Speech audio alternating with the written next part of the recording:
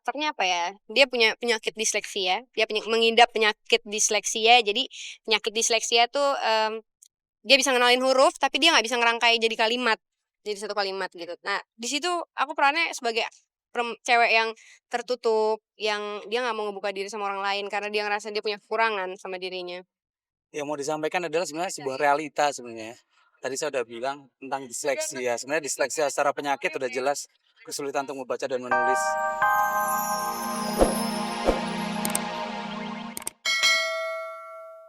Cinta Hilang Cinta Kembali akan mengudara mulai 9 Desember setiap hari Jumat pukul 20. Ceritanya memang agak berat, di sini beda. Aku harus jadi pembantu, harus disiksa, harus segala macam gitu. Tapi sebagai ibunya udah beberapa kali aku buat. Mumpung ketemu dengan Lulu Tobing, wartawan akhirnya mengilik-ngilik romansa percintaan Lulu dengan Dani Rukmana. Seperti biasa, Lulu Tobing lebih suka membicarakan pekerjaannya daripada membuka kehidupan pribadinya. Kalau wawancaranya masih urusan kerjaan, saya nggak pernah membatasi gitu. Karena saya pikir kan orang tahu, masyarakat tahu karena pekerjaan saya, bukan karena kehidupan pribadi, bukan sensasi-sensasi yang saya buat gitu. Kisah asmara Lulu Tobing dengan Dani Rukmana menurut kabar tidak lama lagi akan berakhir di pelaminan. Biasanya artis yang menikah dengan anak pejabat atau pengusaha akan meninggalkan profesinya. Apakah hal itu berlaku juga buat Lulu Tobing? Nggak ditargetin sih kapan mau berhenti, pokoknya ada cerita bagus ya jalanin gitu. Aku kepengen hidup deket dia, walaupun dia nggak perlu tahu kalau aku ibunya. Menyabet 9 piala vidya dari 13 kategori yang dilombakan. Selamat ya. 2 diantaranya adalah untuk sutradara terbaik dan juga pemeran utama wanita terbaik yang jatuh ke tangan Sisi Priscilia. Dan sementara itu pemirsa, Cornelia Agatha juga meraih sebuah penghargaan di ajang Festival Film Bali. Nah, Cornelia mendapat penghargaan berkat akting apiknya di film Detik Terakhir. Kalau begitu pemirsa, mari kita saksikan liputan selengkapnya.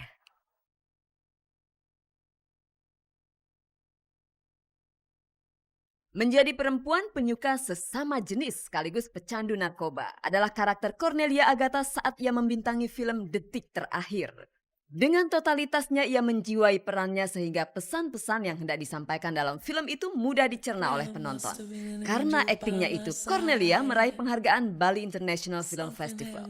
PSB Fest kemarin itu aduh bagus-bagus banget ya, nominatornya juga Dian Sastro, Nirina yang saya kagum banget dia main di Mirror, terus Putri yang anak kecil yang main di filmnya Mas Garin itu, malah tadinya saya pikir dia yang menang. Mungkin setiap orang kan ingin melakukan yang terbaik, semua pemain juga begitu ya, eee, ingin mengejar totalitas gitu, tapi kan semua mempunyai keterbatasan ya gitu ya, itu proses ya. Tapi saya bersyukur aja dengan penghargaan BIFES ini gitu, mmm, ya tapi buat saya yang penting itu sih ya, saya berkarya bukan untuk menang atau kalah sebenarnya. Anugerah Piala Vidya 2005 kemarin malam telah berlangsung. Penganugerahan paling terhormat untuk karya film televisi dan sinetron setanah air ini terdiri dari 13 kategori nominasi. Juli di bulan Juni serta Sayekti dan Hanafi, dua produksi media Nusantara Citra RCTI turut bertengger sebagai nominator cerita lepas untuk televisi. Adapun hasilnya, film Juli di bulan Juni berhasil memenangkan 9 kategori sekaligus. Termasuk dalam kategori itu pemeran utamanya Sisi Priscilia meraih predikat pemeran utama wanita terbaik. Sedangkan sang sutradara Guntur Suharjanto memenangkan kategori sutradara terbaik. Bener-bener nggak nyangka kok, aku bener-bener nggak nyangka, nggak cuma ngomong nggak nyangka, tapi emang bener-bener nggak nyangka. Bener-bener, Ya wow. nggak nyangka aja. Thank you buat Monty, dahsyat banget naskahnya. Abis Dalam cerita itu Sisi memerankan tokoh yang mengidap penyakit disleksia. Penyakit dalam tanda kutip, pesan semacam inilah yang tersirat serta ingin disampaikan dalam film Juli di bulan Juni. Di Juli bulan Juni, saya karakternya apa ya, dia punya penyakit disleksia, dia mengidap penyakit disleksia. Jadi penyakit disleksia tuh, dia bisa ngenalin huruf, tapi dia nggak bisa ngerangkai jadi kalimat, jadi satu kalimat gitu. Nah, di situ aku perannya sebagai cewek yang tertutup, yang dia nggak mau ngebuka diri sama orang lain karena dia ngerasa dia punya kekurangan sama dirinya. yang mau disampaikan adalah sebenarnya sebuah realita sebenarnya. Tadi saya udah bilang tentang disleksia. Sebenarnya disleksia secara penyakit udah jelas kesulitan untuk membaca dan menulis. Cuman di sini lebih banyak ke disleksia secara umum gitu. bahwa sebenarnya di Indonesia banyak orang-orang yang penderita disleksia dan mereka nggak menyadari itu. Dalam memerankan perannya, Sisi harus terjun langsung mengamati orang-orang yang terkena penyakit disleksia. Sisi baru pertama kali membintangi film cerita televisi yang syarat akan pesan moral ini. Padahal sebelumnya ia sebatas membintangi sinetron yang enteng-enteng saja. Dengan penghargaan yang diraihnya ini, Sisi mampu membuktikan bahwa ia mampu tumbuh menjadi aktris sejati. Gimana caranya jadi orang disleksi ya, karena aku juga sendiri nggak tahu orang disleksia tuh kayak apa, dan begitu aku masuk dan begitu aku terjun ikut dalam film Juli di bulan Juni ini, aku baru tahu, oh iya lo ada lo. Wah, artinya besar banget. Sebelumnya aku nggak pernah dapet penghargaan yang seberat ini dan sekarang aku dapat.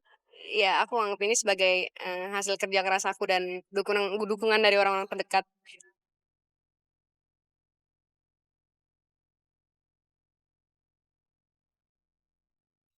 Penghargaan menjadi pelecut untuk berbuat lebih baik lagi dan bukan hanya sekedar untuk berpuas diri. Pemirsa, ajang Indonesian Idol berhasil mencetak 2 idola Indonesia yang terbaru, yaitu Mike dan Delon. Nah, kini keduanya bernaung di bawah payung manajemen yang sama. Apakah ini berarti bahwa mereka berdua saling bersaing lagi untuk menjadi yang terbaik? Dan pemirsa, ajang Indonesian Idol bukan hanya mencetak idola saja, tetapi mereka ternyata juga mencetak pasangan, yaitu Glenn dan Monita. Sebenarnya apa sih yang bikin mereka saling jatuh cinta? Pemirsa, inilah Gospot.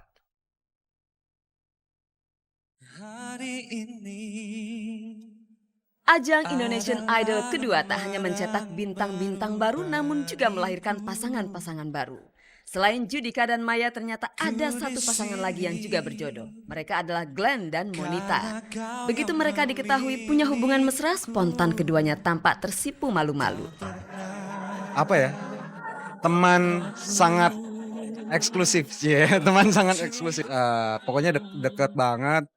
Terus nyambung aja, terus sering ikut jalan-jalan bareng. Ya udah, sekarang jalanin aja. Kedekatannya ini karena sama-sama saling nyaman. Mungkin karena ada beberapa kesamaan dan ada beberapa perbedaan, tapi jadi klubnya enak gitu. Karena ada beberapa kesamaan itu dan ada beberapa perbedaan. Jadi masing-masing kayak saling mengisi. Awalnya hanya sekedar teman curhat, manakala Glenn dan Monita sama-sama mengalami jatuh bangunnya mental saat berlaga di pentas Indonesian Idol. Adapun penyemangat yang membuat mereka untuk tetap yakin menjalin kasih adalah dukungan dari keluarga. Secara beberapa saudara-saudara gue, hampir semuanya juga ngefans sama Momon. Ya pasti mereka juga, wah ya udah deh, ya udah. Kadang-kadang malah kalau gue lagi mau jalan sama Momon, ikut dong gitu. Ya, Kalau gitu. Glenn fansnya tante-tante saya. Semua tante, Glenn. Nggak, kalau saya sih menganggapnya apa ya, kalau pacaran gua lebih enak apa ya kalau bilangnya teman hidup. Teman hidup. Karena sama-sama berkibar di bawah bendera Indonesian Idol, praktis para bintang yang baru bersinar ini bernaung dalam satu manajemen. Hal yang paling ditakutkan dan harus dihindari dalam satu wadah ini adalah persaingan tak sehat antara senior dan junior. Menyaingi sih enggak, tapi lebih apa ya, ngerasain fun yang udah pernah Delon rasain gitu loh. Funnya dinyanyi kayak apa. Kebetulan juga Delon startnya lebih awal daripada Mike gitu. Formulanya apa ya, paling banyak sharing sama hitungannya Delon sini yang senior saya gitu, banyak sharing sama senior. Aku juga nggak bisa selamanya bisa bikin atau maksain orang suka sama aku gitu. Mungkin bukan mungkin, ya pasti ada orang si A suka sama Delon, karakter suaranya Delon. Si B suka sama Mike. Jadi apa ya, lebih ke selera sih Lon ya. Kayak gitu. Benar banget selera. Karena kita masing-masing dari Idol 1 semuanya, Idol 2 juga semuanya itu mempunyai karakter dan ciri khas masing-masing. Delon dan Mike, dua jawara Indonesian Idol ini harus bisa dijadikan panutan bagi teman-temannya yang lain. Namun yang tak kalah pentingnya adalah peranan kunci pihak manajemen untuk selalu membangun iklim yang nyaman.